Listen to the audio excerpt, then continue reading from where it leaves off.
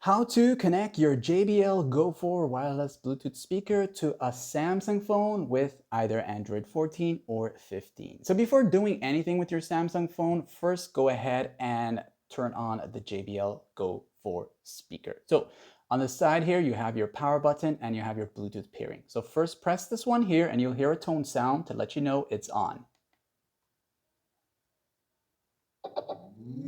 That's your turning on sound. Now you want to go ahead and tap on this button here. It's a button, so you want to press it a single press, and you'll hear this twice. Okay, so that means your JBL Go 4 speaker is in a pairing mode state like this here. And if you have any device nearby that's currently turned on with the Bluetooth, you'll notice a pop-up on your display. So if I go here now, you'll see this right here. You're gonna see this pop up like this here.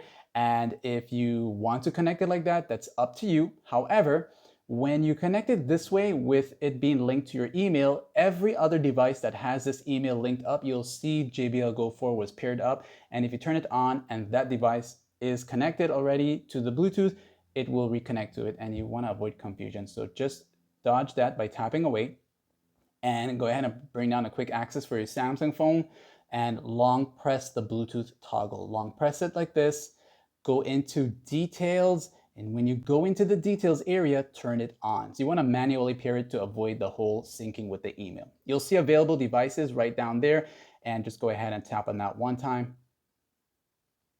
And you'll see the pairing request, go with that. And it's gonna say it's connected. It'll tell you that it's there. And if this pops up again, just you can save it if you want to once again, or tap away. And you can also go into the settings and make changes to anything that you want it to be as, like it said.